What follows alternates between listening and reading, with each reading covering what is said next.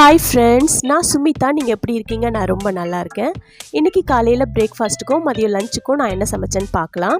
காலையில் சாப்பிட்றதுக்கு நான் வழக்கம் போல் இட்லி தான் செஞ்சுருந்தேன். இட்லிக்கு தேங்காய் இஞ்சி சட்னி செஞ்சுருந்தேன். இந்த சட்னி இட்லிக்கு ரொம்ப நல்லாயிருக்கும். ஒரு நாள் வீடியோ எடுத்து கண்டிப்பாக போடுறேன். அப்புறம் காலையில் குடிக்கிறதுக்கு மாதுளம்பழம் ஜூஸ் போட்டு வச்சுருக்கேன். இந்த மாதுளம்பழம் ஜூஸில் சக்கரை ஐஸ் எதுவும் போடாமல் வெறும் பழத்தில் தண்ணி மட்டும் சேர்த்து மிக்சியில் அடித்து ஜூஸ் எடுத்து வச்சுருக்கேன்.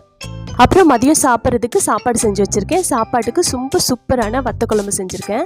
இந்த வத்தக்குழம்பு ரொம்ப டேஸ்ட்டாக இருக்குங்க. ரொம்ப ஈஸியாகவும் செஞ்சிடலாம்.